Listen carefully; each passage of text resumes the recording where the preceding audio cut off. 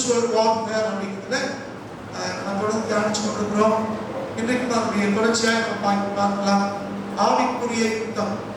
இந்த செய்தியை தியானத்திற்கு முன்னால பலதமாய் நம்ம வாசிக்கிற வசனத்தை நம்ம வாசிக்கலாம்.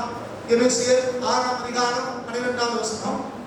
ஏனெனில் மாம்சத்தோடும் இரத்தத்தோடும் அல்ல, துரைத்தனங்களோடும் அதிகாரங்களோடும் இப்பிரபஞ்சத்தின் அந்தகார லோகாதிபதிகளோடும் வான மண்டலங்களில் உள்ள பொல்லாத ஆவிகளின் சேனைகளோடும் நமக்கு போராட்டம் உண்டு.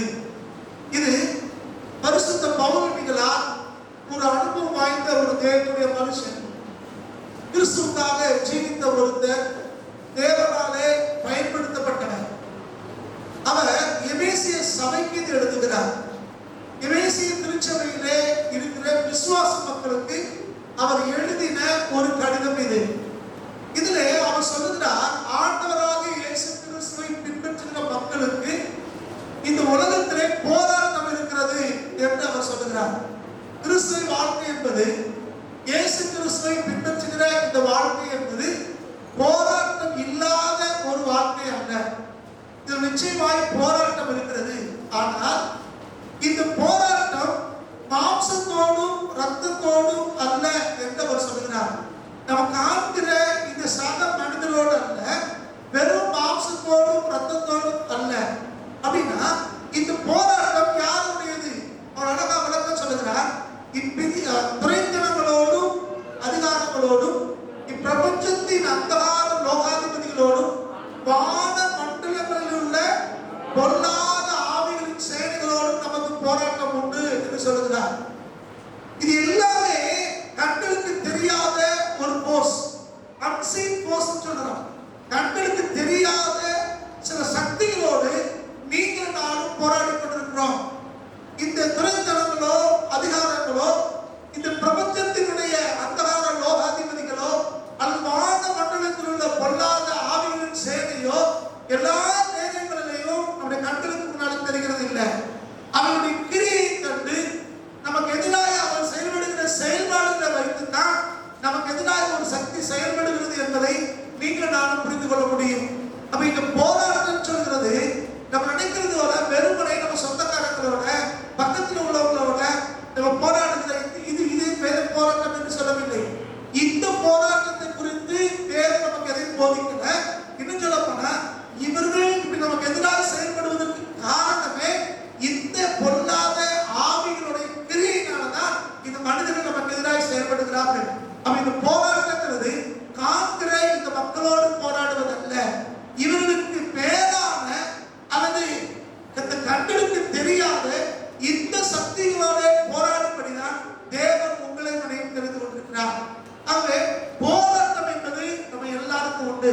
தனிப்பட்ட வாழ்க்கையில உண்டு, குடும்பங்களில உண்டு, வேலைகள்ல உண்டு, ஊழியங்களில உண்டு, படிப்புல உண்டு, எல்லா இடத்திலும் போராட்டம் உண்டு.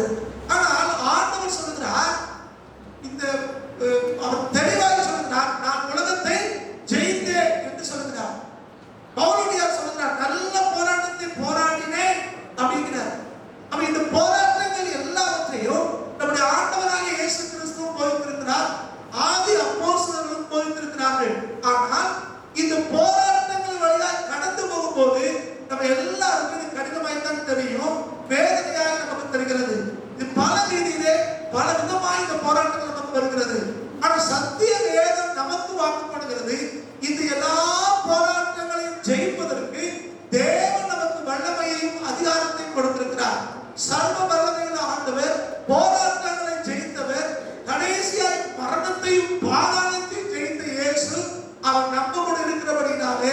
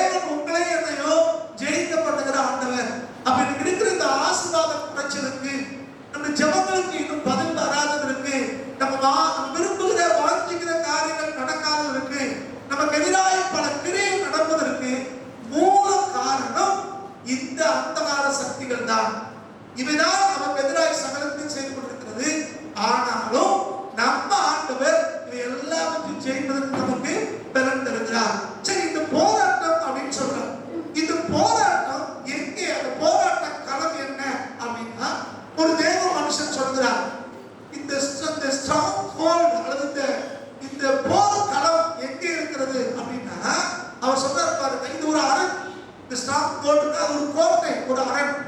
ஒரு கோட்டைக்குள்ளாக இந்த போராட்டம் நடக்குது. ஒரு அரணாக இருக்கிறது. ஒரு பெரிய ஒரு ஆவிக்குரிய அரண் நமக்கு எதிராக யுத்தம் செய்து கொண்டிருக்கிறது. சோ இதை வீழ்த்த வேண்டுமானால் நீங்கள் நான் என்ன செய்ய வேண்டும் என்பதை வேதம் நமக்கு தெளிவாய் போதிக்கிறது. இந்த ஸ்ட்ராங் ஹோல்ட் சொல்றவே இந்த ஆவிக்குரிய இந்த அரண் இருக்கிறது. இதை நிர்மூலமாக்கும்படிக்கு தான் தேவன் உங்களை என்னை அழைக்கிறார். இன்றைக்கு இந்த ஆவிக்குரிய உலகத்துல நம்முடைய சிந்தனையில் இருந்துதான் இந்த யுத்தங்கள் நிறைய பறக்கிறது. அது இந்த அசுத்த ஆவிகள் எல்லாம், இந்த அந்தகார சக்திகள் எல்லாம், இந்த வான மண்டலத்தில் இருக்கிற பொல்லாத ஆவின் சேனைகள் எல்லாம், இந்த துறைத்தனங்களும் அதிகாரங்களும் எல்லாம் நம்முடைய சிந்தனையிலே தான் நம்முடைய முதலாவது நம்முடைய யுத்தத்தை துவக்குகிறார்கள். சிந்தனை, அதனுடைய மனசு. இந்த மனசு நம்முடைய ஆத்மாவோடு தொடர்புடைய ஒன்றாக இருக்கிறது. ஆத்மாவை பிரதிபலிக்கிறது நம்முடைய மனசுதான், நம்முடைய சிந்தனை தான். இதனால சாத்தா என்ன செய்கிறான்? இந்த சிந்தனையிலே அவன் விதைகளை போடுகிறான். நம்முடைய சிந்தனையை ஆங்கிலத்தில் தாட் லைஃப் சொல்றாங்க. நம்ம சிந்தனை வாழ்வு இருக்கிறதே, நம்முடைய எண்ணங்கள் இருக்கிறதே, இது பிசாசு வந்து அதை கை கொள்ளுகிறான். இது பிசாசு இது சிந்தனைகளை அவன் கையில் எடுத்துவிட்டு நம்முடைய மனசுல தவறான காரியங்களை அவன் விதைக்கிறான். அது நம்முடைய சோர்வுபடுத்ததா இருக்கலாம், நம்மளை வெட்கப்படப்பட்டதா இருக்கலாம், நம்மளை பின்வாங்கப்படுகிறதா இருக்கலாம், அல்லது தவறான திட்டங்களை நமக்கு கொடுக்கிறதா இருக்கலாம், அல்லது பயத்தை நமக்கு உருவாக்குறதா இருக்கலாம். ஏதோ ஒரு விதத்திலே நம்முடைய மனதிலே அவன் விதைகளை போட்டுக்கொண்டே இருக்கிறான். நம்ம இந்த மனசுல இந்த சிந்தனையில பிசாசு வந்து விதைகளை போடும்போது அவன் அதை கிரியை செய்யும் போது பல நேரங்களிலே நம்ம வீழ்ந்து விடுகிறோம். பல நேரங்களிலே மனசளவிலே சோர்ந்து போய் விடுகிறோம். இந்த மனச்சோர்வை உண்டாக்குவதுதான் பிசாசுடைய இந்த யுத்தத்தினுடைய முதல் படியாக இருக்கிறது. அவன் முதலாவது நம்முடைய யுத்தத்தை எங்க துவங்குகிறான்? அந்த ஆவிக்குரிய யுத்தம் எங்கே முதலாவது துவங்குகிறதுனா நம்முடைய சிந்தனை வாழ்விலே துவங்குகிறது, நம்முடைய மனசிலே துவங்குகிறது. இந்த மனசுல வந்து அவன் மறைமுகமாய் அவனுடைய காரியங்களை அவன் செய்ய துவங்குகிறான். அப்ப நம்ம என்ன நினைக்கிறோம், நம்ம என்ன யோசிக்கிறோம், நம்ம என்ன திட்டமிடுகிறோம், இதெல்லாம் மற்றவங்களுக்கு தெரியாது. நம்முடைய இருதயத்திலே அல்லது மனதிலே இது நடக்கிறதா இருக்கிறது. இதுக்கு மூல காரணம் பிசாசு. இன்னொரு பக்கம் இதே ஆத்மாவிலே இதே மனதிலே தேவ ஆவியானவர் கிரியை செய்ய விரும்புகிறார். நம்முடைய தீமைகளை விட்டு நம்மளை நீங்களாக்க விரும்புகிறார். நமக்கு நல்ல எண்ணங்களை கொடுக்க விரும்புகிறார். நம்முடைய சோர்வை அவர் மாற்ற விரும்புகிறார். நமக்கு நம்பிக்கையும் விசுவாசத்தையும் அவர் கொடுக்க விரும்புகிறார். ஒரு பக்கம் பிசாசு நம்மை சோர்ந்து போகப்படுவதற்காக அது கெட்ட திட்டங்களை நமக்குள்ள கொண்டு வந்து குறுக்கு வழிகளை ஏதாவது ஒன்று செய்வதற்கு இந்த சிந்தனையிலே அவர் யுத்தம் செய்து கொண்டிருக்கிறார்.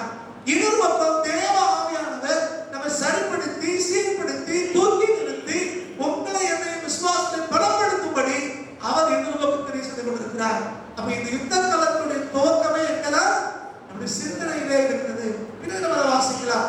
சரி, இந்த ஆவிக்குரிய யுத்தம் அப்படின்னு நம்ம சொல்லும் போது இதுல அடிப்படையில புரிந்து கொள்ள வேண்டிய ஒரு காரியம் என்ன அப்படின்னா, இது வந்து நம்முடைய கண்களுக்கு தெரியாத இந்த ஆவிகளோடு நம்ம யுத்தம் செய்கிறோம். இந்த ஆவிகளை குறித்து வேதம் நமக்கு தெளிவாய் போதிக்கிறது. வேதம் நமக்கு தெளிவாய் போதிக்கிறது. இந்த வேதம் என்ன போதிக்கிறதோ அதை நம்ம விசுவாசிக்கிறோம், அதை நம்ம நம்புகிறோம். இந்த வேத புத்தகம் தான் இப்படிப்பட்ட கண்ணுக்கு தெரியாத இந்த ஆவிகளை மேற்கொள்ளவும் இந்த பொல்லாத சக்திகளை மேற்கொள்ளவும் வேதம் நமக்கு வழிகாட்டுகிறது. நம்ம வேத வசனத்தை நம்பி வேத வசனத்துக்கு கீழ்ப்படிந்து வேத வசனத்தை கை கொண்டு நடக்கிற நீங்களும் நானும் இந்த ஆவிக்குரிய யுத்தத்திலே ஜெயிக்க முடியும். இதுக்கு ஆதாரமாய் சில வசனங்களை நம்ம வாசிக்க போகிறோம். முதலாவதாக பரிசுத்த பவுல் கொரிந்திய சபைக்கு எழுதின 2வது நிருபம்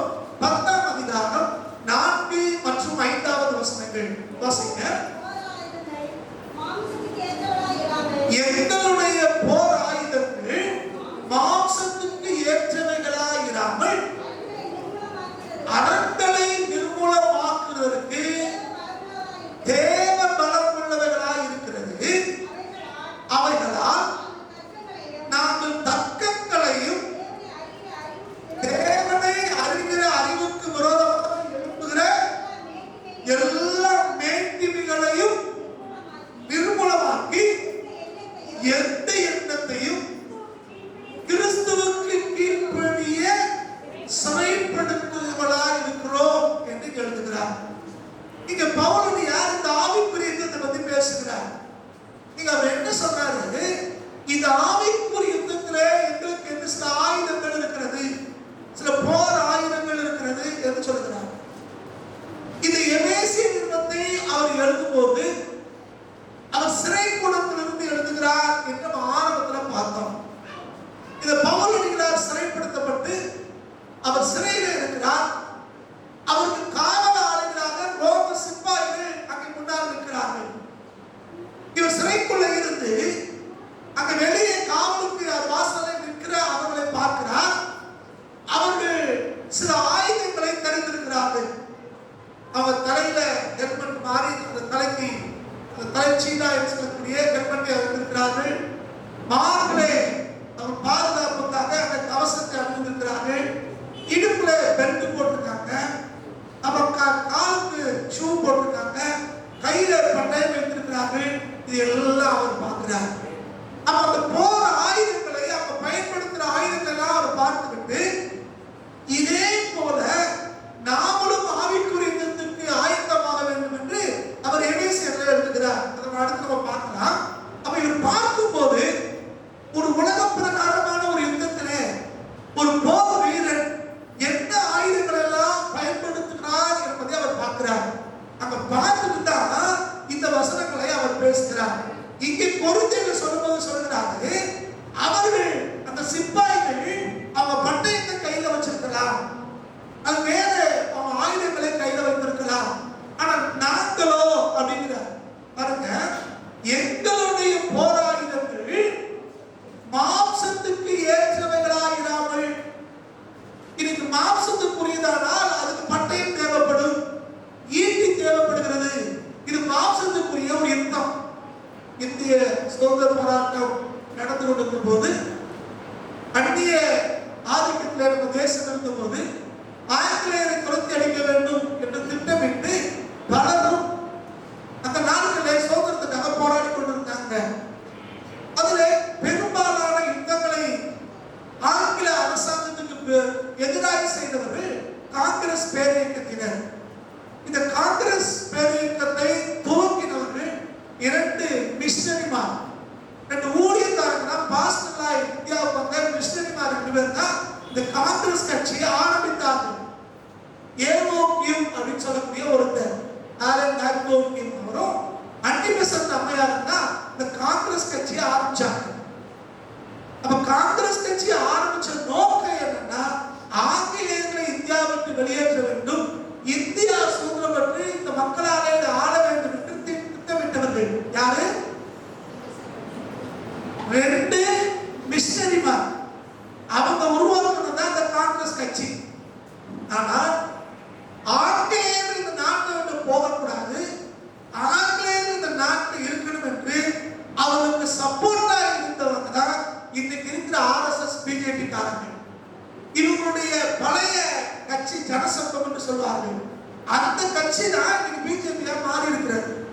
இதெல்லாம் சரித்திரங்கள் தெரிந்து கொள்ள வேண்டும். இது ஒரு அரசியலுக்காக அல்ல. இந்த ஆவிக்குரிய யுத்தத்தை புரிந்து கொள்ள வேண்டுமானால் நம்ம தேசத்தை நன்றாய் புரிந்து கொள்ள வேண்டும். இவங்க அவர்களுக்கு மொழிபெயர்ப்பாளர்களாக, அவங்களுக்கு வேலை செய்தவர்களாக இருந்தார். இதுலயும் குறிப்பாக சர்பட்டம், பிடி பட்டம் எல்லாம் நிறைய பேர் வாங்கியிருப்பாங்க. இவங்க எல்லாரும் ஆங்கிலேயர்களுக்கு உதவியாக இருந்தவர்கள். இவங்க எல்லாரும் செஞ்ச காரியம் என்னன்னா, வெள்ளக்காரங்க தான் நமக்கு எல்லாம் அப்படின்னு நினைச்சாங்க. ஆனா இந்த வெள்ளக்காரர்களை வெளியேற்ற போராடினவர்கள் தான் கிறிஸ்துவ மிஷனரிமார். ஆனா இப்படி உருவாக்கப்பட்ட இந்த கிறிஸ்தவ மக்களால் உருவாக்கப்பட்ட இந்த கட்சி காலப்போக்கிலே கிறிஸ்தவர்களை இல்லாத ஒரு கட்சியாய் மாறி இருக்கிறது. ஆரம்ப சரித்திரங்களை வாசிக்கனா எல்லா போதகர்களும் மிஷனரிமார் தான் காங்கிரஸ் கட்சியில தலைவர்களாகவும் முக்கிய பொறுப்புல இருந்தாங்க. பின்னாடி எல்லாம் மாறிடுச்சு. இன்னைக்கு சொல்றாங்க, வெள்ளக்காரங்களை அடிமையா இருந்தவங்க, வெள்ளக்காரங்களை வாழ்ந்தவங்க, வெள்ளக்காரங்களுக்கு உதவியா இருந்தவர்கள் கிறிஸ்தவங்களை பார்த்து சொல்றாங்க தேசபக்தி இல்லாதவங்க. தேசம் புரியுதா? அந்த நாட்களிலே இப்படிப்பட்ட வேத பிரமாணத்தின் அடிப்படையில் உருவாகின ஒரு ஸ்லோகம் தான் கத்தியின்றி யுத்தம், கத்தியின்றி ரத்தமின்றி யுத்தம் ஒன்று வருகிறது. ஏன்னா அவனுக்கு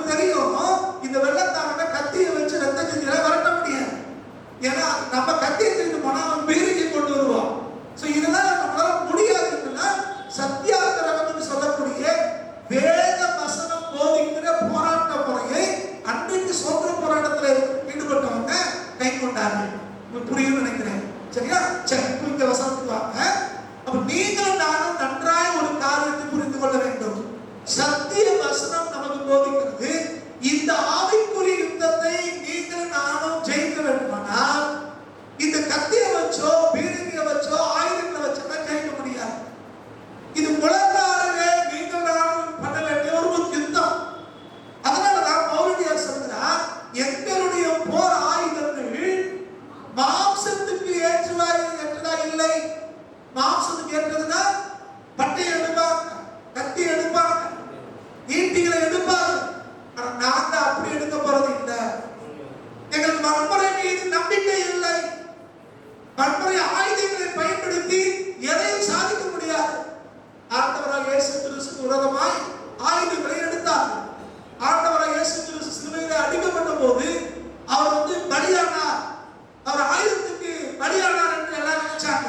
ஆனா ஆயுதங்களை ஜெயிக்கவில்லை. இயேசு 3ஆம் நாள் மரணத்தை ஜெயித்திருந்தார். அப்ப வன்முறைகளோ ஆயுதங்களோ ரத்த சிந்துனாலேயோ எதையும் இந்த பூமியில சத்தத்துக்கு இனி சாதிக்க முடியாது. தேவ ஆவியானவர் கொடுக்கிற பலத்தாலே வேத வசனம் போதிக்கிற முறைமையில தான் நம்முடைய எல்லா யுத்தங்களையும் ஜெயிக்க முடியும். அது நம்ம குடும்பத்துக்குள்ள இருக்கிற பிரச்சனைகளா இருக்கலாம், உறவுகள் இருக்கிற பிரச்சனையா இருக்கலாம், வேலைகள், படிப்புகள், சமூக காரியங்கள் எதுவா இருந்தாலும் சரிதான், எல்லாத்தையும் ஜெயிக்க ஒரே வழி இந்த வேதம் போதிக்கிற சத்திய வழி மாத்திரம்தான். நிறைய எக்ஸாம்பிள் என்னால சொல்ல முடியும். சில நேரங்களிலே நம்மளால எதையுமே செய்ய முடியாது. காரணம் இந்த அதிகாரங்கள், இந்த துறைத்தனங்கள், இதெல்லாம் மேலோக்கி இருக்கிறதுனாலே அதை எதிர்த்து உங்களால என்னால எதுவும் செய்ய முடியறது இல்லை. நம்ம ஒன்றும் முடியாதவர்களா இருக்கிறோம், கையில் கட்டப்பட்டு போடுறது போல இருக்கிறோம், ஊமையை போல பேச முடியாதவர்களா நேரங்கள் இருக்கிறோம். ஆனா நம்முடைய உணர்வுகளை, நம்முடைய சூழ்நிலையை அறிந்திருக்கிற தேவன் உங்களுக்கு நன்மைப்படுகிறார். அவரிடத்திலே நம்முடைய காரியங்களை நம்ம அறிக்கையிடும் போது அவர் நமக்கு பலன் கொடுக்கிறார். அவர் கொடுக்கிற பலன் இந்த அந்தகார சக்திகளை மேற்கொள்வதற்கு நமக்கு போதுமானதா இருக்கிறது. சத்தியவசனம் புரிகிறது. அப்ப இந்த ஆயுதங்களை எடுத்தெல்லாம் நீங்கள் நானும் ஜெயிக்க முடியாது. நீங்கள் நானும் ஜெயிக்க வேண்டுமானால் வேதம் சொல்லுகிற ஆயுதங்களை, வேதம் போதிக்கிற சத்திய மார்க்கத்திலே நடக்கும் போதுதான் இந்த யுத்தத்தை நீங்கள் நானும் ஜெயிக்க முடியும். சரி, வசனத்தை பாருங்க. எங்களுடைய போராட்டங்கள் மாம்சத்துக்கு ஏற்றவைகளாகிறார்கள், அரண்களை நிர்மூலமாக்குவதற்கு தேவ பலம் கொண்டதாக இருக்கிறது. அரண்கள் என்ன அரண்? என்ன அரண்? சாத்தானுடைய அரண். இந்த கண்ணுக்கு தெரியாத ஆவிகளுடைய ஒரு கோட்டை ஒன்று இருக்கிறது. துறைத்தனங்கள், அதிகாரங்கள், இப்பிரபஞ்சத்தின் அந்தகார லோகாதிபதிகள், வான மண்டலத்தில் உள்ள பொல்லாத சேவைகள் இருக்கிறதே, இந்த அரண்கள், அது ஒரு கோட்டை. அந்த கோட்டை, அந்த அரண், அந்த ஆவிக்குரிய அரண் வீழ்த்தப்பட வேண்டுமானால் இந்த சாதாரண ஆயுதங்களை கொண்டனால் நம்ம ஒன்றும் செய்ய முடியாது. இதை வீழ்த்துவதற்கு ஒரே ஒரு வழி. இங்கே பரிசுத்த பவுலடியார் சொல்லுகிறார், இப்படிப்பட்ட அரண்களை நிர்மூலமாக்குவதற்கு, நிர்மூலம்னா ஒண்ணுமே இல்லாம இருக்கிற இடம் தெரியாம அழிப்பதற்கு தேவ பலம் உள்ளதா இருக்கிறது என்று சொல்கிறார். அப்ப நீங்களும் நானும் கர்த்தருடைய பிள்ளைகளானால் நமக்கு விரோதமாக இந்த ஆவிக்குரிய யுத்தத்திலே எவ்வளவு பெரிய கோட்டை, எவ்வளவு பெரிய அரணை இருந்தாலும் வேத வாக்கின்படி, கிறிஸ்துவானவர் நடத்துகிறபடி, ஆவியானுடைய பலன் கொண்டு நீங்கள் நானும் கர்த்தருக்காக நிற்கும் போது இந்த கண்ணுக்கு தெரியாத இந்த யுத்தத்துல அந்த நமக்கு எதிராக இருக்கிற எல்லா அரண்களையும் இருக்கிற இடம் தெரியாம அழிக்க தேவன் உங்களுக்கு எனக்கு பலம் வைத்திருக்கிறார். எதிர் தரப்பு அது சாத்தான் நினைக்கிறான், எனக்கு அதிகாரம் இருக்கிறது, எனக்கு வல்லமை இருக்கிறது, எனக்கு துறைத்தனம் இருக்கிறது, நான் சொன்னா கேட்கறதுக்கு ஆட்கள் இருக்காங்க, எனக்கு பணம் இருக்கிறது, இப்படி எல்லாம் யோசிக்கிறாங்க. ஆனா சத்திய வசனம் சொல்கிறது, இப்படிப்பட்ட கோட்டைகளை வீழ்த்துவதற்கு தான் தேவன் தம்முடைய பலத்தை உங்களுக்கு எடுத்து கொடுத்திருக்கிறார். அப்ப நீங்களும் நானும் இந்த கண்ணுக்கு தெரியாத யுத்தத்திலே ஒரு பெரிய ஜெயம் எடுக்க முடியும். அப்ப உங்களுக்கு எனக்கு விதமாக எல்லா காரியங்களும் நடக்கிற எல்லா எதிரடையான காரணத்துக்கு மூல காரணம் நாம நினைக்கிற இவங்களும் அவங்களும் இல்லை, இவர்களை பின்னால் இருந்து இயக்குகிற இந்த அந்தகார சக்திகள் தான். இந்த அந்தகார சக்திகள் வீழ்த்தப்படுமானால் இன்னைக்கு நமக்கு வருகிற அநேக வியாதி வியாதிகள் நமக்கு இருக்கா? இன்னைக்கு நமக்கு உண்டாகிற அநேக பிரச்சனைகள் நமக்கு இருக்கா? இன்னைக்கு உண்டாயிருக்கிற அநேக எதிர்ப்புகளும் இழப்புகளும் நஷ்டங்களும் நமக்கு உண்டாகாது. இன்னைக்கு உண்டாயிருக்கிற உயிர் சேதங்கள் நமக்கு உண்டாகாது. காரணம் என்ன? நமக்கு அது தெரியாததுனாலே, அதை நம்ம பகுத்து அறியாததுனாலே, இது ஏன் நடந்தது என்று யோசிக்காம நாம நம்ம இஷ்டத்துக்கு போய் கொண்டிருக்கிறதுனாலதான் பல நேரங்களிலே இந்த ஆபத்து நிகழ்ச்சிக்கு கொள்கிறோம். ஒரு நல்ல தேவ மனுஷனுக்கு அடையாளம் என்ன அப்படின்னா, நமக்கு ஒரு இழப்பு வருகிறது, ஒரு பிரச்சனை வருது, ஒரு வியாதி வருது, ஒரு கஷ்டம் வருதுன்னா உடனே நம்ம உட்கார்ந்து யோசிக்கணும். நாம ஏதாவது தவறு செய்திருக்கோமா? நாம தேவனுக்கு பிரியமான காரியத்தை ஏதாவது செய்திருக்கோமா? முதல் காரியம் நம்ம யோசிக்கணும். அப்படி இருக்குன்னா அது ஆண்டவரிடத்துல அறிக்கையிட்டு நம்ம சரி செய்து கொள்ள வேண்டும். இது முதல் காரியம். அப்படி இல்லை அப்படின்னா இதுக்கு காரணம் என்ன? வேதம் என்ன சொல்கிறது? நமக்கு எதிராக செயல்படுகிற அந்தராக சக்திகள் என்ன செஞ்சிருக்காங்க? பிசாசு எப்படி கிரியை செய்கிறது என்பதை தேவ சமூகத்தில் உட்கார்ந்து ஆய்வு செய்து அவர்களுக்கு விரோதமாய் நீங்கள் நானும் ஜெபிக்க வேண்டியவர்களாக இருக்கிறோம். அதிலிருந்து தப்பிக்கொள்வதற்காக நீங்கள் நானும் ஜெபிக்க வேண்டியவர்களாக இருக்கிறோம். நல்ல வேலை போயிட்டு இருக்கு, சரியான வழியில போயிருக்க மாதிரி தெரியுது. திடீரென்று வேலையை இழக்கிறோம், திடீரென்று வருமானத்தை இழக்கிறோம். இது காரணம் என்ன?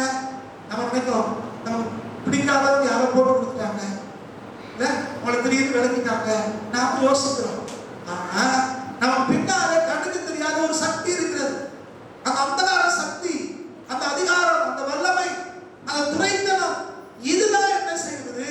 நமக்கு எதிராக கிரியை செய்து நமக்கு மேல நம்மளை தூண்டி விட்டு நம்மளை சோர்வுபடுத்துவதற்காக, நம்மளை வெட்கப்படுத்துவதற்காக அவர் சில காரியங்களை செய்து கொண்டிருக்கிறார். அப்ப நீங்கள் நானும் செய்ய வேண்டியது என்னன்னா, இந்த இடையில இருக்கிற மனுஷனோட போராடிக்கிட்டு இருக்காம நமக்கு எதிராக கிரியை செய்கிற அந்தகார சக்திகளை நீங்கள் நானும் எதிர்த்து அறிந்து கொள்ள வேண்டும். இதுதான் காரணம் புரியுது. அதாவது நம்ம ஊர்ல சொல்லுவாங்க, எய்தவரை விட்டுட்டு அப்ப நோக்கக்கூடாதுன்னு. அம்புனா இந்த வில்லு அம்பு வச்சுட்டா எதிரிகளை வீழ்த்துவதற்கு எதிராக. அப்போ இந்த அம்பு வரும். ஆனா அம்பு வருவதற்கு காரணம் யாரு? யாரோ ஒண்ணு பின்னால இருந்து அம்பை வச்சு எய்திருக்கான். நம்ம இந்த அம்பு மேல கோபப்படுறதுனால நமக்கு ஒண்ணு நடக்க போறதே இல்லை. அது ஒரு ஆயுதம். ஆனா அதை ஏவதுக்கு யாரு? பின்னால வேற ஒரு மனிதன். இந்த மாதிரி நமக்கு எதிராக நடக்கிற சகல காரியத்திற்கும் மூல காரணம் பின்னாடி ஒரு சக்தி இருக்கிறது. அதான் எபேசியர் அழகா இருக்கிறார். துரைத்தனங்கள், அதிகாரங்கள், இப்பிரபஞ்சத்தின் அந்தகார லோகாதிபதி, வான மண்டலத்தில் உள்ள பொல்லாத ஆவின் சேனை, இவைகளுக்கு எதிராக நீங்கள் நானும் போராட வேண்டியதாக இருக்கிறோம். இந்த போராட்டத்தை ஜெயிப்பதற்கு அவருடைய வார்த்தையில சொல்லணும்னா அதை நிர்மூலமாக்குவதற்கு, அது ஒன்றுமே இல்லாம இருக்கிறது தெரியாம அது அழிக்கப்பட வேண்டுமானால் அதுக்கு நம்முடைய போராளிகள் தேவ பலமுள்ளதா இருக்க வேண்டும். மாம்ச பலத்துல இல்ல, நம்முடைய சொந்த அறிவுல, சொந்த ஞானத்துல, நம்முடைய பணத்தை, ஆள் பலத்தை வச்செல்லாம் எதையும் செய்ய முடியாது. கர்த்தருடைய ஆவியானவர் கொடுக்கிற பலன், தேவ பலத்தினால மாத்திரம்தான் இந்த யுத்தத்திலே நீங்கள் நான் ஜெயிக்க முடியும். சோதனம் நமக்கு இவங்களை எதிர்த்து போராட முடியாது. இந்த சக்தியை எதிர்க்க முடியல, இந்த அதிகாரத்தை எதிர்க்க முடியல, இந்த துறைத்தனங்களை எதிர்க்க முடியல. மாம்சத்தின்படி, எழுத்தின்படி அது உண்மைதான், எதிர்க்க முடியாது. ஆனால் நீங்கள் நான் கர்த்தரை சார்ந்திருக்கும் போது, கர்த்தாவே நீங்க யுத்தம் செய்யுங்கன்னு சொல்லும் போது வேத வசனம் சொல்கிறது, கர்த்தர் உங்களுக்காக யுத்தம் செய்வார், நீங்கள் சும்மா இருப்பீர்கள். எத்தனையோ சாட்சிகள் சொல்ல முடியும். நம்மளால முடியாது. அவ்வளோ பெரிய சக்தி, அவ்வளோ பெரிய அதிகாரம், கர்த்தரை விட்டு கொடுத்துட்டு அமைதியா இருங்க.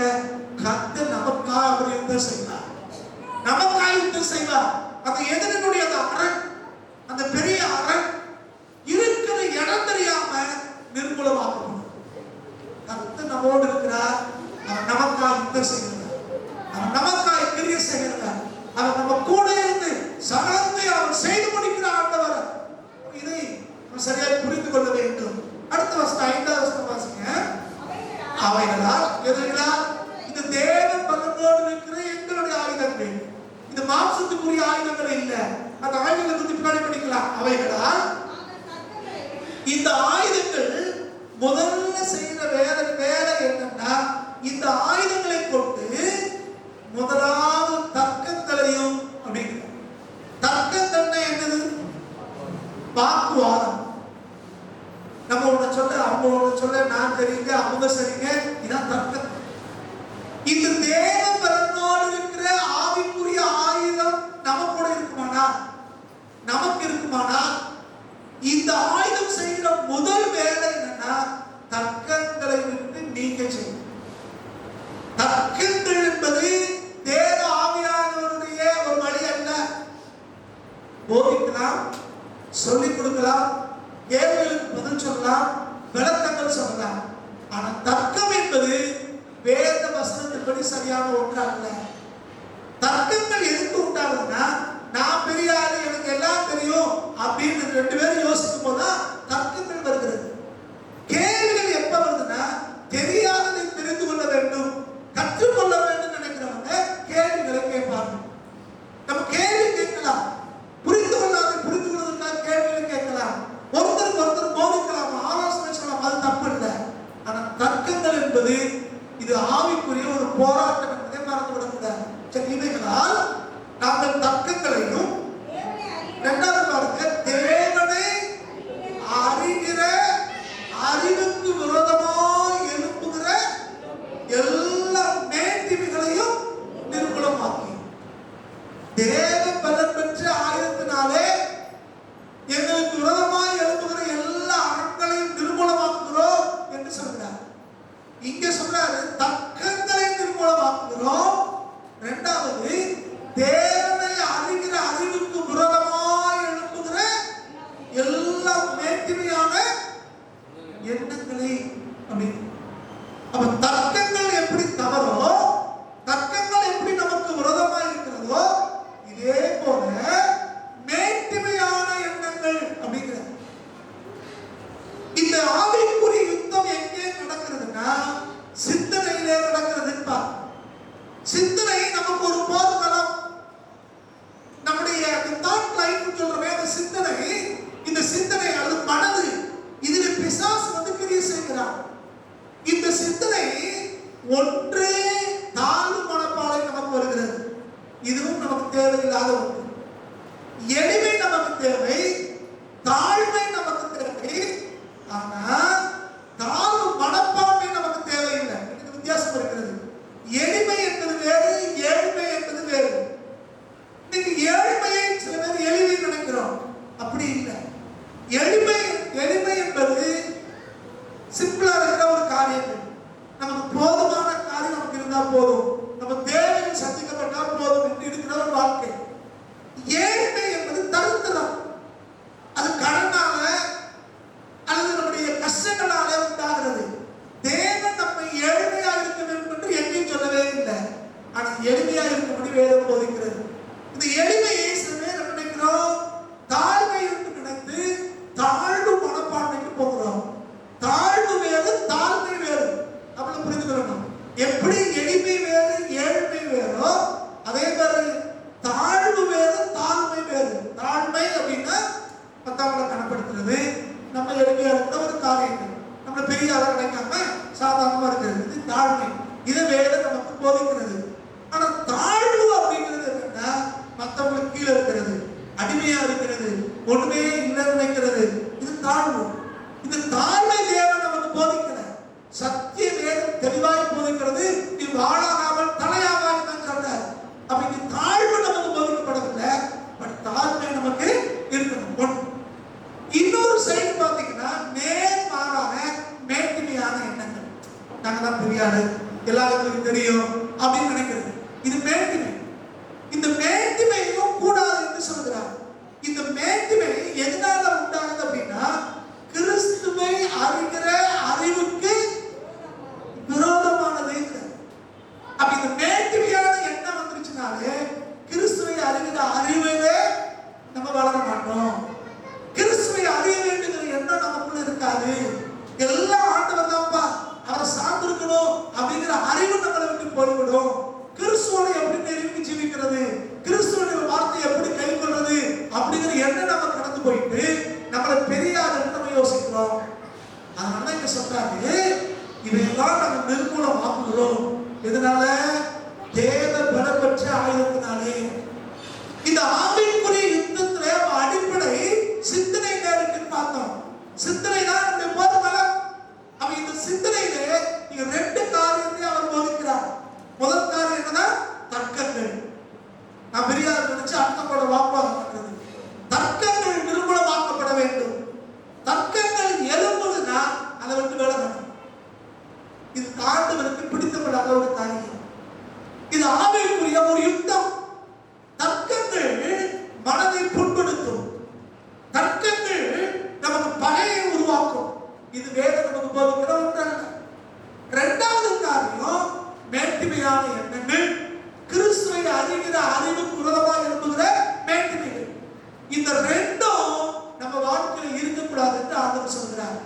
இது இந்த ரெண்டையும் நிர்மூலமாக்கி எந்த எண்ணத்தையும் அப்படிங்கிற இவருக்குள்ள உண்டாகிற எண்ணங்கள் எந்த எண்ணமா இருந்தாலும் எந்த சிந்தனையா இருந்தாலும் கிறிஸ்துவுக்கு கீழ்ப்படிய. அப்ப நம்முடைய எண்ணம், நம்முடைய சிந்தை, நம்முடைய மனசுல இருந்து உண்டாகிற எண்ணமோ சிந்தை எப்படி இருக்கணுமா?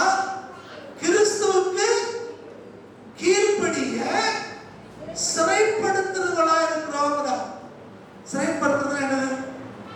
இங்கதான் இருக்கணும், இதை விட்டு வெளியே போக கூடாது, இதுதான் அப்படி.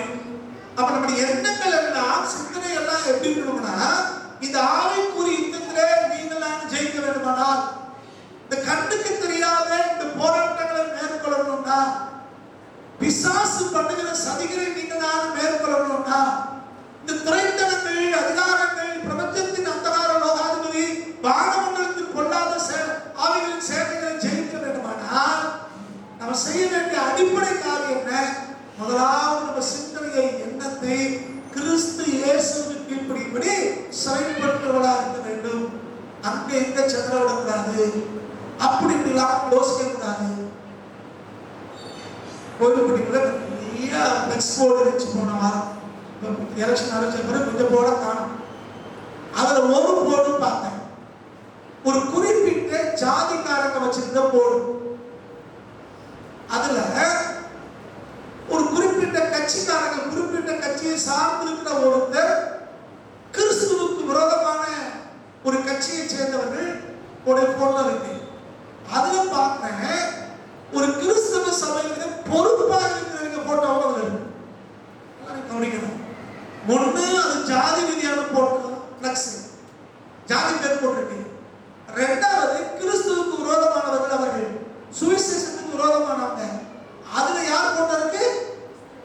நான் சபையில் அப்படியாக இப்படியாக சொல்லி திரிகிற ஆளுடைய போட்டோ. இதை பார்த்தவனே யோசித்தேன், கிறிஸ்துவுக்கும் விரோதமானது, சமூகத்துக்கும் விரோதமானது, இன்னும் சொல்ல போனா உலகத்துக்கே விரோதமானது. ஆனா இவங்க பேசுறாங்க, நாங்க கிறிஸ்தவங்க, நாங்க அப்படியாக்கும் இப்படியாக்கும். நல்லா புரிந்து கொள்ளுங்க. ஏன் அந்த போட்ட போது ஜாதி ரீதியான எண்ணங்கள், அரசியல் பெரிய ஆளாக நினைக்கிறது, ஏதோ ஒரு எலும்பு துண்டு கிடைக்க நாய் அலையிற மாதிரி சில பதவிகளுக்காக, பணத்துக்காக அலைகிற ஒரு கூட்டம். நல்லா நினைத்து கொள்ளுங்க. இப்படி எந்த நம்மளை டிஸ்ட்ராக்ட் பண்ற எண்ணங்கள் நமக்குள்ள வந்தாலும், நம்மளை திசை திருப்புகிற எந்த ஆலோசனைகள், சிந்தனைகள் வந்தாலும் நம்ம யோசிக்கணும், என்னுடைய எண்ணம் எப்பயும் கிறிஸ்துவுக்கு மீதுதான். கிறிஸ்துவுக்கு விரோதமாய் நான் எதையும் யோசிக்க கூடாது. வேத வசனத்துக்கு எதிராய் என் சிந்தனை ஒருவரும் வந்துடக்கூடாது. தேவன் நம்ம எப்ப ஆசீர்வதிக்கிறார் அப்படின்னா, உங்களுக்கு புரிந்த மாதிரி சொன்னேன். நிருபங்களை வாசிக்கும் போது கிருபையும் சமாதானமும் பெருகிறது அப்படின்னு ஒவ்வொரு நிருபத்திலையும் முதல்ல அவங்க எழுதுறாங்க. இந்த கிருபையும் சமாதானமும் அப்படிங்கிற வார்த்தையை கொஞ்சம் வாஸ்தவம் அப்படின்னா, இந்த கிருபை அப்படிங்கிறத சொல்லும் போது ஆங்கில மொழிபெயர்ப்புல அது குறிப்பாய் இந்த ஆம்பிளிஃபைடு பைபிள்ல என்ன சொல்றாங்கன்னா, தி அன்மெரிட்டட் ஃபேவர் அப்படிங்கிறாங்க. தகுதி இல்லாத ஒருத்தருக்கு ஒரு தகுதியை கொடுக்கிறது. அடுத்து இன்ட்ரெஸ்டிங்கான வேர்ட் யூஸ் பண்றாங்க, when we are in the circle of God. அது கரெக்டா சொல்ல தெரியல, அந்த மீனிங்ல அவங்க சொல்றாங்க. அதாவது தேவனுடைய அந்த வல்லமை அல்லது கிரியை அல்லது செயல் நம்மளை எத்தத்தக்க இடத்திலே நாம் இருக்கும் போதுதான் அந்த கிருபை நமக்கு உண்டாகுதான். அப்ப கிறிஸ்துவுக்கு உள்ளே நீங்களாம் இருக்கும் போதுதான் வேத வசனம் போதிக்கிற இந்த ஆசீர்வாதங்களை பெற முடியும். இந்த யுத்தங்களை, இந்த ஆவிக்குரிய யுத்தங்களை நீங்கள் நானும் ஜெயிக்க முடியும். மாறாக கிறிஸ்துவுக்கு வெளியே போகும்போது ஜாதி ரீதியாய், மத ரீதியாய், அரசியல் ரீதியாய் ஏதோ ஒரு காரியத்தை யோசித்துக் கொண்டு ஆண்டவருக்கு விரோதமான காரியங்களை நாம் செய்யும் போது இந்த கிருபையும் சமாதானமும் நமக்கு கிடைக்கிறது இல்லை. மாறாக பகையும், மாறாக நிம்மதியின்மையும் தான் நமக்கு கிடைக்கும். அரசியல் தவறல்ல, அரசியல் நமக்கு தேவை. அரசியல் இல்லாம ஒரு தேசம் இல்லை. அரசியல்ல ஆண்டுடைய பிள்ளைகள் இன்வால்வ் ஆகணும், ஓட்டு ஒழுங்கா போடணும். அரசியல நிற்கிற ஆண்டவர் அறிந்தவர்களுக்கு, நீதிமான்களுக்கு, ஒழுக்க சீர்களுக்கு நம்ம ஒத்தாசையா இருக்கணும். அதெல்லாம் தேவை, அரசியல் தேவை. ஆனால் அரசியலை ஆதாயம் பெற வேண்டும் என்பதற்காக வேதம் தவறு என்று போதிக்கிற காரியங்களை, வேதம் கண்டிக்கிற காரியங்களை நீங்கள் நான் ஒருபோதும் செய்யக்கூடாது. அப்ப இந்த காரியத்திலே கவனமா இருக்க வேண்டும். அப்ப எந்த எண்ணங்கள் நமக்கு எதிராக எழுப்பினாலும், எந்த எண்ணங்கள் நம்மள உண்டானாலும் இது கிறிஸ்து இயேசுவுக்கு கீழே இருக்கிறதா என்பதை புரிந்து கொள்ள வேண்டும். ஆண்டவருக்கு உள்ள இல்லாத எந்த எண்ணங்களும் அது சித்திக்காது, அது ஆசீர்வாதத்தை உங்களுக்கு எனக்கும் கொண்டு வராது. மாறாக அது வெறுமையை கொண்டு வரும், அது பகையை கொண்டு வரும், அது நஷ்டங்களை நமக்கு கொண்டு வரும், அவமானங்களை கொண்டு வரும். இந்த காரியத்திலே நம்ம கவனமா இருக்க வேண்டும். அப்ப இந்த ஆவிக்குரிய யுத்தத்திலே ஜெயிக்க வேண்டுமானால் முதல் காரியம் சத்திய வேதம் உங்களுக்கு எனக்கு போதிக்கிறது. நம்முடைய எண்ணங்களை சீர்தூக்கி பார்க்க வேண்டும். நம்முடைய ஆயுதங்கள் மாம்சத்துக்கு ஏற்றவாக இல்லை. இது பெரும் மரங்களை நிர்மூலமாக்குகிற தேவ பலம் கொண்ட ஒன்று. இவைகளாலே, இப்படிப்பட்ட தேவ பலம் கொண்ட இந்த ஆயுதங்களாலே நம்ம தர்க்கங்களையும் கிறிஸ்துவை அறிகிற அறிவுக்கு விரோதமாக எழுப்புகிற எல்லா மேட்டிமையான எண்ணங்களையும் கிறிஸ்து இயேசுவுக்குள்ளாக சிறைப்படுத்துவதாக மாற வேண்டும் என்று இங்கே ஆண்டவர் நமக்கு ஆலோசனை சொல்கிறார். அடுத்ததாக யாக்கோபு எழுதின நிருபம் 4ஆம் அதிகாரம் 7ஆம் வசனத்தை வாசிக்கிறேன். இந்த ஆவிக்குரிய யுத்தத்திலே நீங்களும் நானும் ஜெயம் பெற வேண்டுமானால் இங்கே அவர் சொல்கிறார், தேவனுக்கு கீழ்ப்படியுங்கள், பிசாசுக்கு எதிர்த்து நில்லுங்கள். நீங்கள் நானும் ஒன்று நன்றாக புரிந்து கொள்ள வேண்டும். இந்த ஆவிக்குரிய யுத்தத்திலே பயந்தாங்கொள்ளிகள், பயப்படுகிறவர்கள், பின்வாங்குகிறவர்கள் ஒருபோதும் ஜெயிக்க முடியாது. இங்க ஆண்டவர் சொல்றார், பிசாசுக்கு எதிர்த்து நில்லுங்கள் சொல்றார். சில காரியங்களே ஆண்டவர் விலகி ஓடி எழுதுறார். சில காரியங்கள் சொல்லும் போது அதை எதிர்க்க வேண்டியதில்லை, நீ விலகி ஓடி இருக்கிறார். இது வேற ஒரு கான்டெக்ஸ்ட். ஆனா இங்கே ஆண்டவர் சொல்லும் போது இந்த ஆவிக்குரிய யுத்தத்திலே நீங்கள் நான் ஜெயிக்க வேண்டுமானால் பிசாசுக்கு எதிர்த்து நிற்கணுமா, ஆண்டவருக்கு கீழ்ப்படியணுமா? தேவனுக்கு கீழ்ப்படிய வேண்டும். ஆண்டவர் என்ன சொல்றார், அவர் வார்த்தை என்ன சொல்கிறது என்று நீங்கள் நான் கீழ்ப்படிய வேண்டியதாக இருக்கிறோம். இரண்டாவதாக பிசாசுக்கு எதிர்த்து நிற்க வேண்டும். இந்த துறைமுகங்கள், அதிகாரங்கள், பிரபஞ்சத்தின் லோகாதிபதி, பாண்ட மண்டலத்தின் பொருளாத ஆவியின் சேனைகளா இருக்குது. இதற்கு எதிர்த்து நிற்கும்படிதான் உங்களை என்ன ஆண்டவர் அழைத்திருக்கிறார். மார்ட்டின் லூத்தர் சீர்திருத்த திருச்சபையின் முன்னோடி. அவர் ஜெர்மன் தேசத்திலே இருந்தார். அங்கே இருந்து வளர்ந்தவர். அவர் ஒரு நாளிலே கிறிஸ்துவை அறிய ஆரம்பித்தார். அவர் ரோமன் கத்தோலிக்க திருச்சபையிலே சாமியாராக இருந்தவர், போதகராக சாமியாராக இருந்தவர். அந்த நாடுகளிலே ரோமன் திருச்சபை, இன்னைக்கும் பெரும்பாலான ரோமன் திருச்சபை அப்படித்தான் இருக்கிறது, வேத வசனத்துக்கு முக்கியத்துவம் கொடுக்க மாட்டார்கள். மாறாக போப்பு என்ன சொல்றாரோ அதுதான் அவங்களுக்கு எல்லாம். பைபிள் கூட சர்ச்சுக்கு தூக்கிட மாட்டாங்க. இப்போ ஒரு தூக்கி போறாங்க, பைபிள் தான் யாரும் எடுக்க மாட்டாங்க. சாமியார்கிட்ட மட்டும்தான் பைபிள் இருக்கும். அவர் என்ன சொல்றாரோ அதை கேட்கும். அவங்க சொல்றலாம், ஒருத்தர் இறந்துட்டாங்களா அதுக்கு ஒரு பூஜை வைக்கணும், அது முத்திரை தளத்துல இறந்து உணவு இருப்பாங்க, அவங்க பரலோகத்துக்கு அனுப்பி விடணும்னா நீங்க ஒரு காணிக்கை கொடுக்கணும். அந்த காணிக்கை கொடுத்து நீங்க பூஜை பண்ணியாச்சுன்னா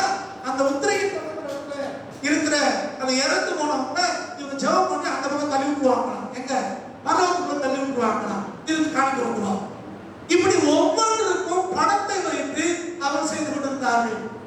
விசுவாசத்தினாலே ரட்சிப்பு என்பதை அன்றைக்கு திருச்சபை போதிக்கவில்லை, அவர்கள் அறியாமல் இருந்தார்கள். நம்ம மாற்றில் இருந்தது தெரிந்த உடனே அன்றைக்கு போப்புக்கு எதிராக வந்தார். கத்தோலிக்க திருச்சபையுடைய தலைமையிடத்திலே அவர் அந்த போய் அந்த வாசல்ல நிலை கதவுல விசுவாசத்தை குறித்து எழுதி அதை அடிச்சுட்டு வர ஆணி வச்சு அடிச்சு தொங்க விட்டு வந்துட்டார். விசுவாசத்தினாலதான் மனுஷன் ரட்சிக்கப்பட முடியும். நீங்க செய்கிற எந்த பூஜையினாலையும் கிரியினாலையும் காணிக்கையினாலையும் ரட்சிப்பு இல்லை. வேதவசம் தான் நமக்கு எல்லாம் எந்த ஒரு தொங்க விட்டு வந்துட்டார். அப்ப மற்றவர்கள் மாற்றி சொன்னாங்க. நீ யார்கிட்ட போதுன்னு தெரியுமா? ரோம திருச்சபையினுடைய தலைமை இடத்தோடு போதுகிறார், போப்பாண்டவரோட போதுங்க. அவர் சொன்ன அரசாங்கங்கள் எல்லாம் கேட்கும். என்ன செய்வ? நீ சாதாரண சாமியா, கத்தோலிக்க சாமியா? எல்லாரும் எதிர்த்தாங்க. அப்ப அவர் சொன்னார், இந்த உலகமே என்னை எதிர்த்து ஒரு பக்கம் என்றாலும் இயேசு கிறிஸ்து ஒருவர் என்னோடு இருப்பாரானா நான் முழு உலகத்தையும் எதிர்த்து ஆயத்தமா இருக்கிறேன். முழு உலகம் எனக்கு எதிராக கூட கிறிஸ்து இயேசு என் கூட நிற்கிறார் தெரிஞ்சா அது போது எனக்கு நான் முழு உலகத்தை இருக்கிறேன். அதுதான் ஒரு விசுவாசிக்கு அடையாளம். நீங்கள் நானும் கிறிஸ்துவுல இருந்தோம்னா, வேத வசனம் போதிக்கிறபடி இருக்கிறோம் அப்படின்னா, பிசாசுக்கு எப்பயும் எதிர்த்துதான் நிற்கணும். அட்ஜஸ்ட் பண்ணிட்டு போறது இல்லை, அவன் திருப்திப்படுத்துவதற்காக இல்லை, அது நல்ல பேர் வாங்கணுங்கிறதுக்காக இல்லை. கர்த்தருடைய பிள்ளைகள் தவறை தவறு என்று சொல்ல கற்றுக்கொள்ள வேண்டும். நீ கிறிஸ்தவர்கள பிடிச்சவங்க ஏதாவது தப்பு இருந்தாங்கன்னா மூடி மறைப்பாங்க. சில நவீன வார்த்தைகள்லாம் பேசுவாங்க, ஆவிக்குரிய வார்த்தைகள். ஏதோ ஒரு பலையினம் தெரியாம செஞ்சுட்டாரு, ஆண்டவரே மன்னிக்கலையா அப்படின்னு. யாரு தெரிஞ்சவங்க தப்பு செஞ்சா என்னது பலவீனம், வீக்னஸ் அப்படின்னா. அவரும் மாம்சத்தில் தானே இருக்காது, மனுஷன் தானே அப்படின்னு. இதே இது பிடிக்காத ஒரு ஆள் செஞ்சாச்சுன்னா எவ்வளவு பெரிய மாம்சத்தை பார்த்தீங்களா, கத்தருக்கு உரமான வேலை செஞ்சா பார்த்தீங்களா அப்படின்னு. இதே புரியுதா? பிடிச்சாரு செஞ்சா பலவீனம், பிடிக்காத ஆள் செஞ்சா பெரிய பாவம். ஆனா வேதம் எந்த இடத்துல பேசவே, வேதம் சொல்லுறது உள்ளதை உள்ளதென்றும் அல்லது சொல்லுங்க, இல்லைன்னா இல்லைன்னு சொல்லுங்க. இதுதான் சத்தியம் நமக்கு போதிக்கிறது. அப்படி ஆண்டவர் நமக்கு சொல்லுகிறார், நீங்கள் பிசாசுக்கு எதிர்த்து நில்லுங்கள், அப்பொழுது அவன் உங்களை விட்டு ஓடி.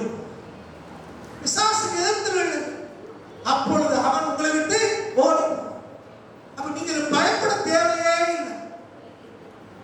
நீங்களும் நானும் தேவ சமூகத்தில் உட்கார்ந்து ஜோம் பண்ணி பைபிளை வாசிச்சு தீர்மானங்களை எடுத்தோம்னா பிசாசு எடுத்து ஜெயிக்கணும், பிசாசு எடுத்து களம் காணலாம்.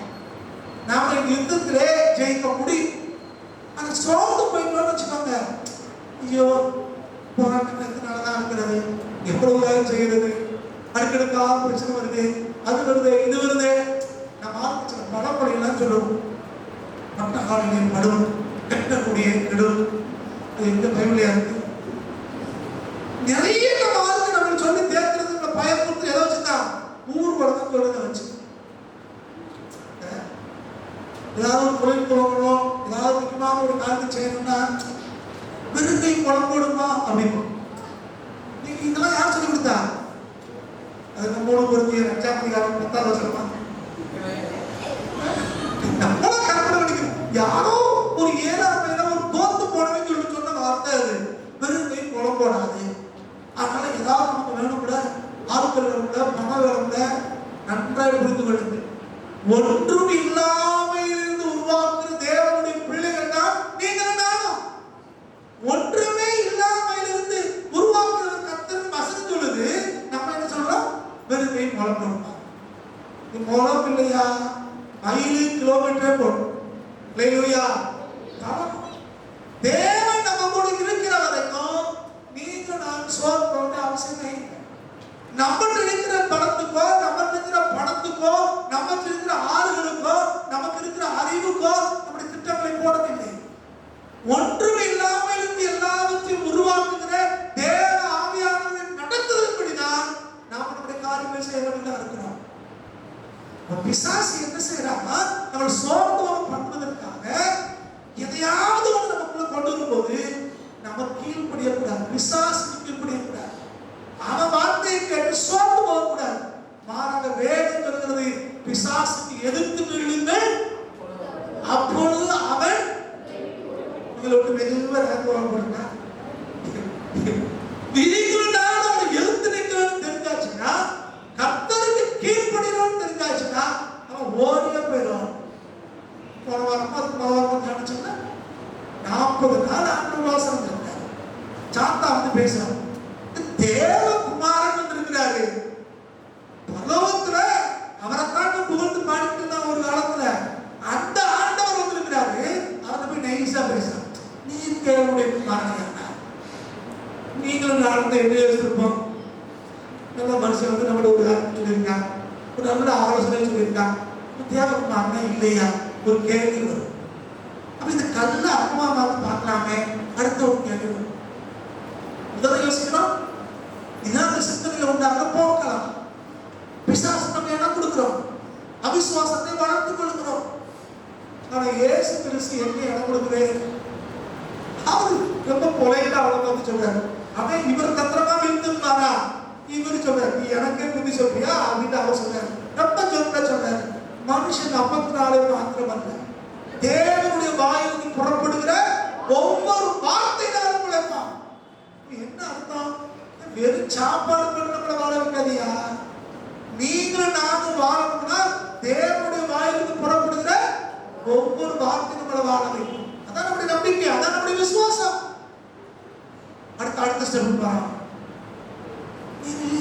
மேல இருந்து தான புரியும் தூதர்களுக்கு ஆண்டவர் கட்டளை வரல.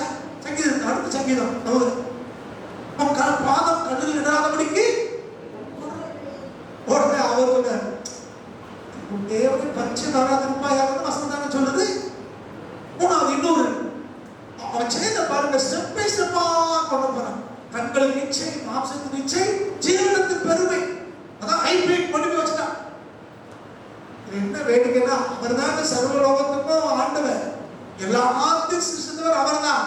அதுக்கு போய் சொல்றான், நீ என்ன தாளம் படித்து கொண்டா, என்ன விழுந்து படிச்சுக்கிட்டா, இதெல்லாம் பண்ணிட்டான். இப்படிதான் நம்மளை விசுவாசத்துல ஏமாத்திக்கிட்டான். தேவன் நம்ம கொடுத்திருக்கிறார், சில ஆசீர்வாதங்களை நன்மைகளை கொடுத்திருக்கிறார், அதவே திரும்ப அவன் நமக்கு தரவே நம்மளை ஏமாத்த பார்க்கிறான். அவர் பார்த்தாரு, உன் கூட இப்ப பேசிட்டு நேரம் இல்லப்பா, நான் செய்ய வேண்டிய வேலை நிறைய இருக்கு, அங்க போய் வளர்த்தாடிட்டு பேசிட்டு இருக்கா, ஒரே வார்த்தை அப்பாவை போய் சாத்தானே போயிட்டாங்க. புரிந்து கொள்ளுங்க, அப்ப பிசாசை எதிர்த்து நிற்கணும்னா வேத வசனத்தினால்தான் எழுதிக்க முடியும். அப்ப உங்களுக்கு நம்ம அடிப்படையில் என்ன தேவை, வேத வசனம் தெரிஞ்சிருக்கு. அவன் ஒண்ணு சொன்ன உடனே நம்ம ஏவாள் மாதிரி அப்படியா கேட்கக்கூடாது. ஆண்டவர் சொன்னார், இந்த மரத்துக்கடியை புசிக்காதன்னு ஒரே ஒரு மரத்தை தான் விலக்கி வச்சாரு. சாத்தான் தந்திரமா வந்து கேட்கிறார், இந்த தோட்டத்தில் உள்ள மரத்துக்கடிகளை புசிக்க கூடாது என்று தேவன் உங்களுக்கு சொன்னது உண்டோ?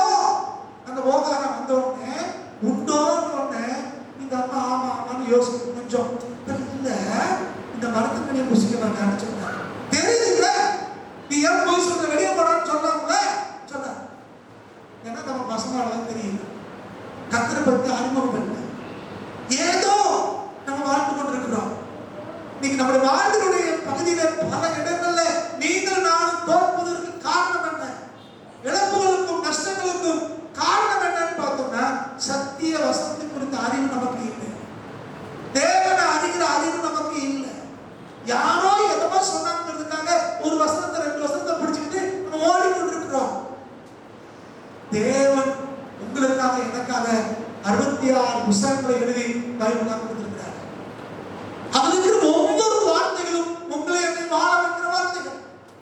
அப்ப இதை கை கொள்ளும் போதுதான் நாம் பிசாசை தோற்கடிக்க முடியும், பிசாசை ஜெயிக்க முடியும்.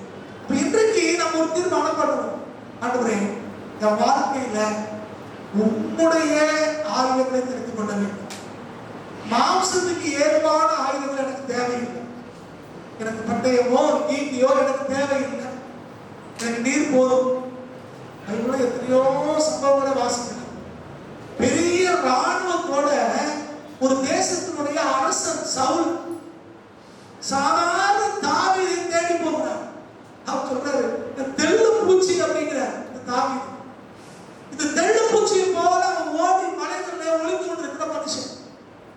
இவ்வளோ பெரிய இந்த சவுல் தேசத்துடைய ராஜா, சமஸ்த இஸ்ரவேலுக்கும் ராஜா.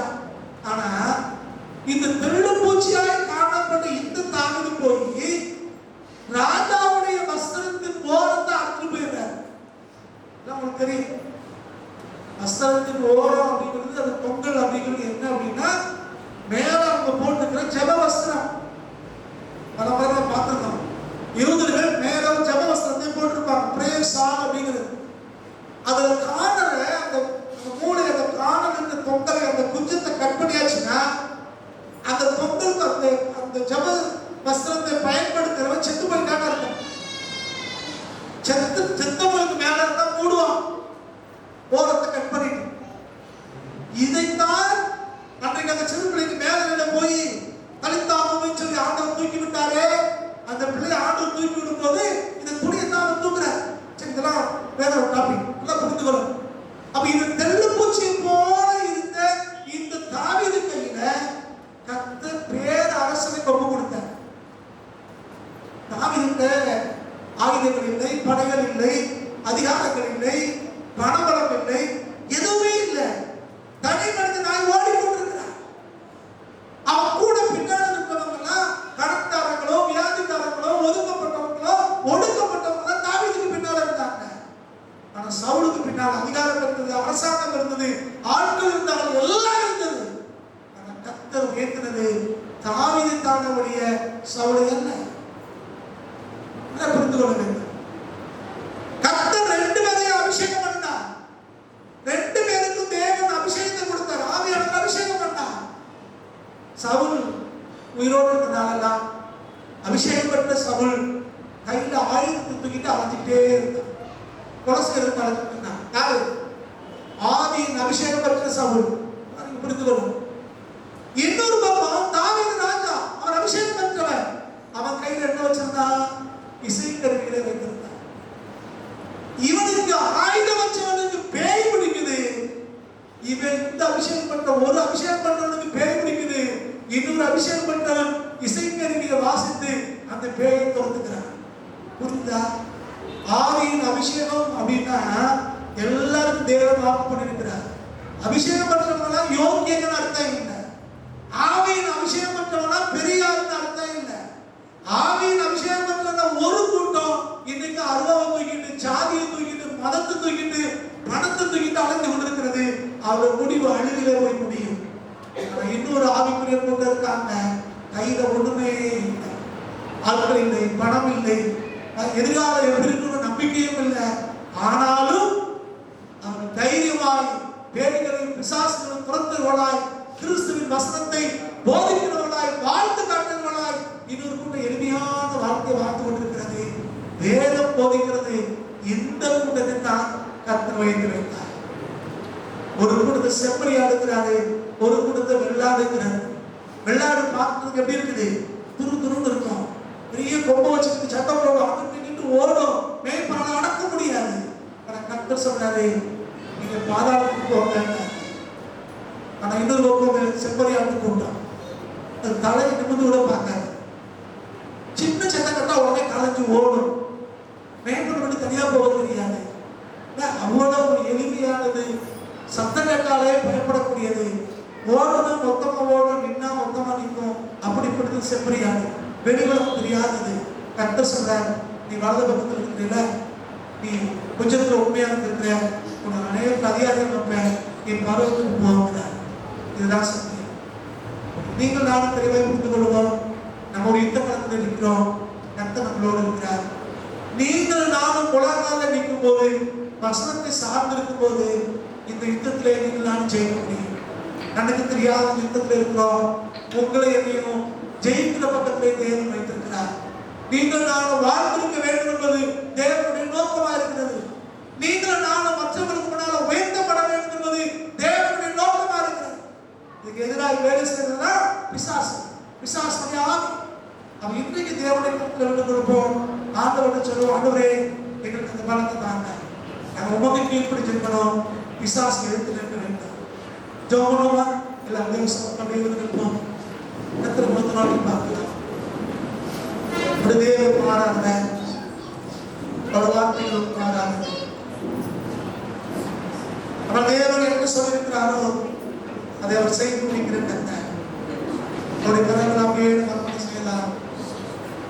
நீங்கள் நாம் யுத்த களத்தில் இருக்கிறோம்.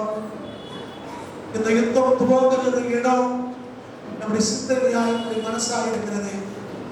பிசாசு நம்முடைய சிந்தனையிலே நம்முடைய மனசிலே சோர்வை கொண்டு வர விரும்புகிறான், தவறான காரியங்களை கொண்டு வர விரும்புகிறான், அல்லது மேற்கினையை கொண்டு வர விரும்புகிறான். என் அன்பான தேவ ஜனமே, நீங்கள் நானும் இந்த எண்ணங்களை கிறிஸ்து இயேசுக்குள்ளாய் சரிப்படுத்த வேண்டியவர்களாக இருக்கிறோம். நம்முடைய சிந்தனையை சரிப்படுத்த வேண்டியவர்களாக இருக்கிறோம். பிசாசு எதிர்த்து வேண்டியவர்களாக இருக்கிறோம். தாழ்வு மனப்பான்மையும் நமக்கு வேண்டாம், மேன்மையும் நமக்கு வேண்டாம். கர்த்தர் உங்களை என்னை எதற்காக தெரிந்து கொண்டிருக்கிறார் என்பதை புரிந்து கொண்டால் போதும். அவரை அறிகிற அறிவிலே வளர்ந்தால் நம்ம போதும். நம்ம யாரும் இதை புரிந்து கொண்டால் நம்ம போதும். இந்த யுத்தத்திலே நீங்கள் நானும் ஜெயம் பெற முடியும். கர்த்தருடைய கரங்களாம் பேர் கொடுப்போமா? கர்த்தர் எல்லாரும் ஜெபிக்கிறார். எல்லாரும் கேட்க ஆண்டவரே, இந்த உலகத்துல இருக்கிற எல்லா போராட்டங்களையும் நம்ம ஜெயிக்கணும். தாவீதுக்குரிய யுத்தத்திலே நம்ம ஜெயிக்கணும் ஆண்டவரே. எங்களுக்கு விரோதமாக இருக்கிற சகல சக்திகளை மேற்கொள்ளணும் ஆண்டவரே. கர்த்தர் அப்படி கொடுப்போமா? ஹalleluya.